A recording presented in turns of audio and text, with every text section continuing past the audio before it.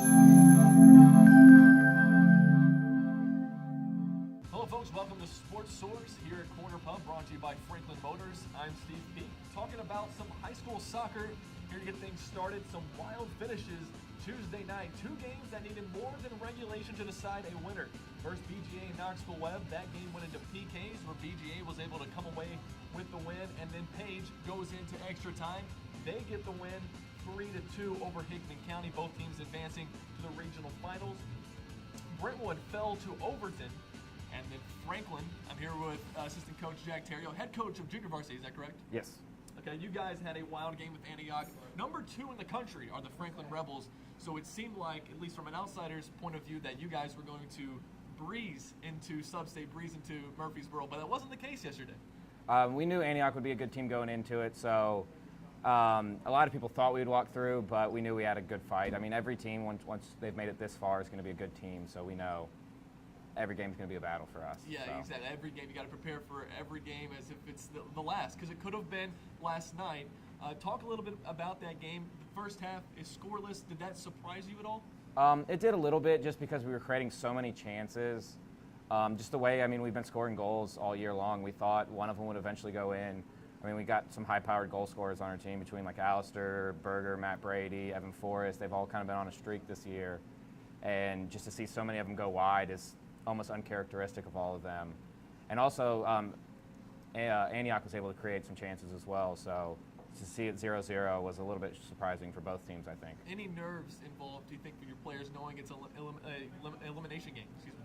I think so many of them have played so many games through club and high school that they're kind of used to the nerves of this could be their last game.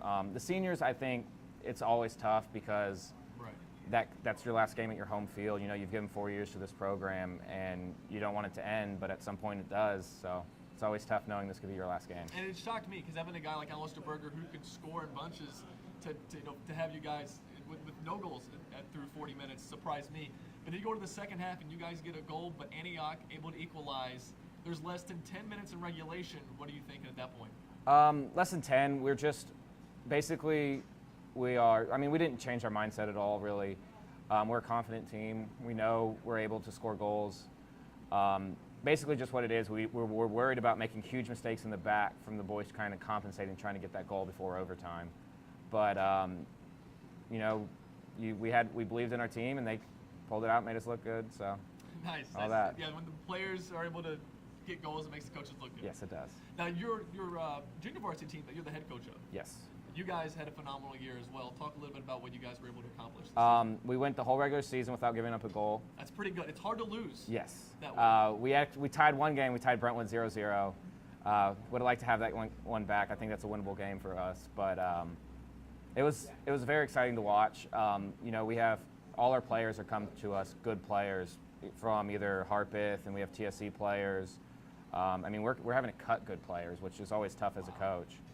But we've just been fortunate to have a good crop of athletes over there. So it's very easy as a coach when your team's very good. So just judging by how good the JV team was this year, you said the future of Rebel soccer is very bright, even when these guys graduate this season. Well, it's going to be tough replacing. I think we have 13 seniors this year. No kidding. Wow. So just from a leadership standpoint, it's going to be tough to replace that. But as long as we keep producing the players that we have and they keep coming up like they should, I'm confident in our future. So the next game is at Overton.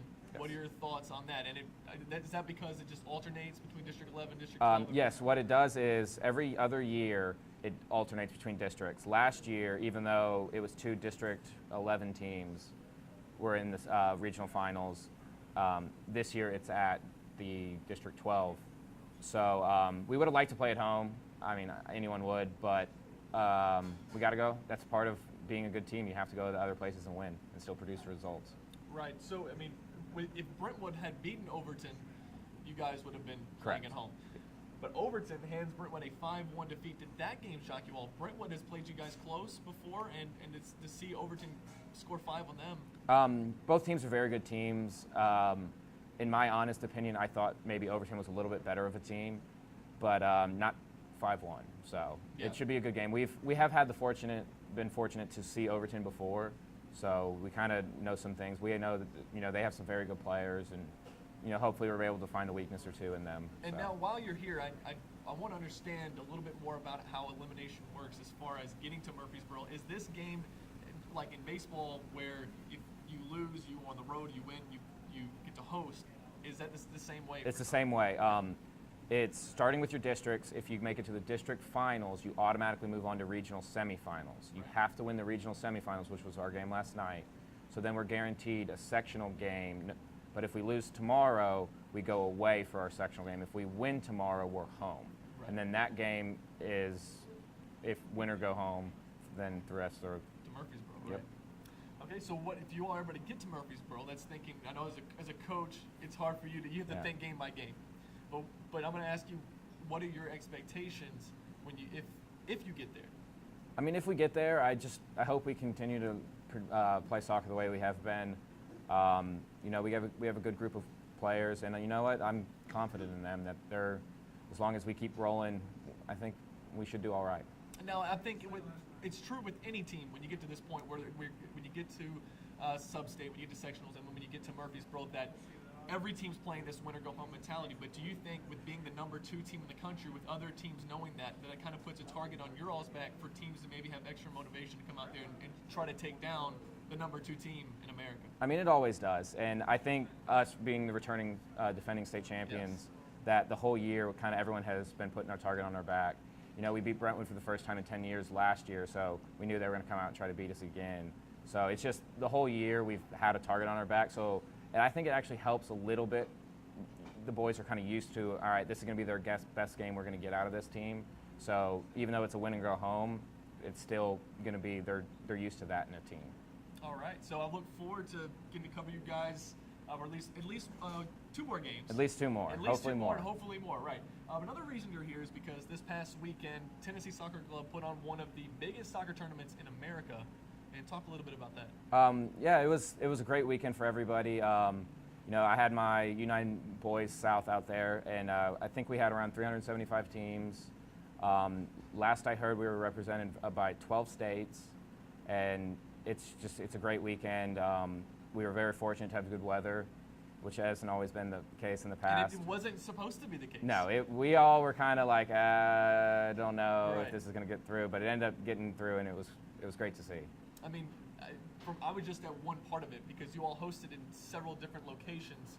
I just went to the one in Franklin, and there were hundreds of people just at one park. So, I mean, how big is this tournament?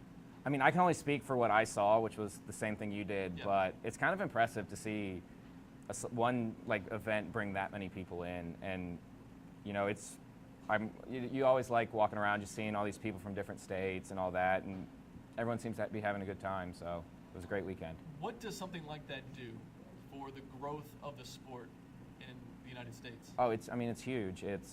I just read a statistic.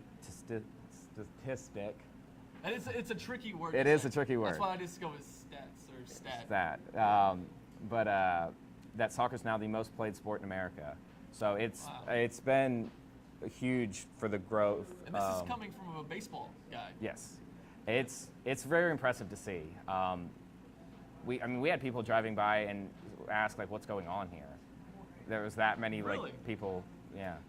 Yeah, and I should mention that you played baseball too, as well. Yeah, I as played a little soccer. baseball. Yeah, I grew up in a baseball family. Yeah, because so. that was the same story with me too. But it's neat to see the beautiful game, the game that's played worldwide, start to grow in the United States.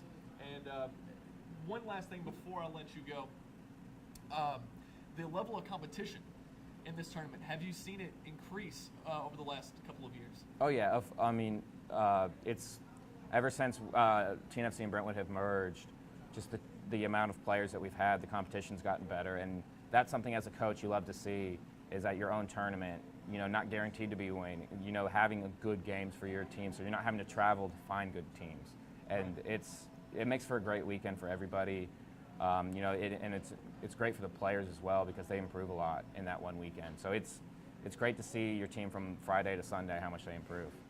Yeah, it was a really neat event. We will have highlights from that coming up later on this week. Thanks again for coming out. I really Thanks for appreciate having it. me.